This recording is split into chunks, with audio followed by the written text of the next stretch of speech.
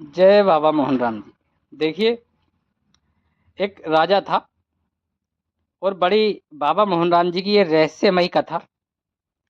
भैया, हमारे बाबा जी जो काम करते हैं ना, वो रहस्यमयी तरीके से करते हैं। कैसे लोगों के मन को बदल देते हैं। उनके जो वो चाहते हैं ना कि कोई मेरा भक्त बने, तो भैया उसे कैसे अपना भक्त बना लेते हैं। आप ये देखिए मेरे प्रेमी भक्तों, एक बादशाह था और एक लकड़हारा था। बादशाह के जो जंगल थे उसमें वो लकड़ी काटता था। एक दिन क्या हुआ, बादशाह की जो बगीचे थे उसमें वो लकड़ी काटने के लिए चला गया और वहां लकड़ी काटने के लिए थी मनाई। मगर लकड़हारा बाबा मोहन राम जी का भक्त था। वो बाबा के विश्वास के ऊपर ही वो सारे काम किया करता था और गलत काम भी वो कोई नहीं करता था। तभी वहां राजा के सैनिक आ जाते हैं और वो उस लकड़हारे को पकड़ लेते हैं। भैया, लकड़हारा लकड़ियों का गट्ठर बनाता है और अपने सिर पर रख लेता है उसे।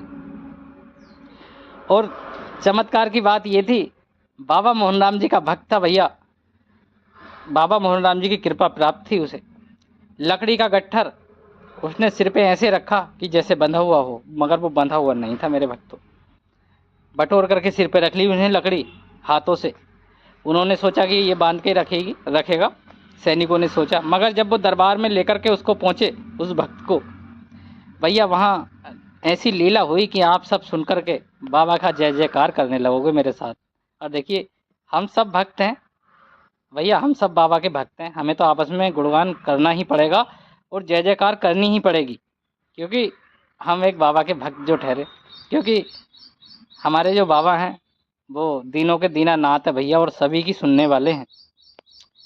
जब वो सैनिक उसको लेकर के दरबार में पहुंचे तो बादशाह की जो कचहरी लगी हुई थी, बादशाह बोले, हाँ भाई, इसको इस लकड़हारे को क्यों लाया गया और ये लकड़ियाँ क्यों लाई गई हैं यहाँ पर। बोले, बादशाह साहब, ये आपके बगीचे में लकड़ी तोड़ रहा था वहाँ पर, हम इसको यूं पकड़ के लाए हैं। तो बोले, भाई तू लकड़ी क्यों तोड़ रहा था हमारे बगीचे से। बोले, बादशाह साहब, सूखी लकड़ी थी, मैंने तोड़ ली, तो क्या आपका कोई नुकसान हो गया इसमें। बोले, बदतमीज ऐसी बातें करता है हमसे, घमंडी राजा था। बोले, उतार अपने सिर पे से इन लकड़ियों को। उसने लकड़ी ऐसे ही फेंक दी। अब वो बंधी हुई नहीं थी काई से। राजा की निगाह जब इस चीज पर गई, बोले, यार लकड़ी तो ये बंधी हुई नहीं है, ये गट्ठर कैसे बंध रहा। उन्होंने दिखवाया सैनिकों, बोले, देखो इस लकड़ियों को चेक करना जरा, ये लकड़ी बंधी हुई है या नहीं है। उन्होंने जब चेक करा तो लकड़ी बंधी हुई नहीं थी वो। भैया, जब लकड़ी बंधी हुई नहीं तो ये देख करके राजा बड़ा असमंजस में पड़ गया। बोले, भाई ये बंधी हुई कैसे नहीं है। तो बोले, भाई ये तेने ये चिपकाई कहाँ से है लकड़ी। बोले, राजा साहब, मैंने तो नहीं चिपकाई ये। बोले, और फिर। बोले, तो आप छुटा लो, चिपकी हुई हो तो आप तो राजा हो, छुटवा लो। उसने लाख कोशिश कर ली, वो लकड़ी एक भी लकड़ी नहीं छुटी। आखिर जब नहीं बात बनी तो राजा ने बोला, भाई अब तू ही बता कि ये लकड़ी कहाँ से चिपकी हुई है।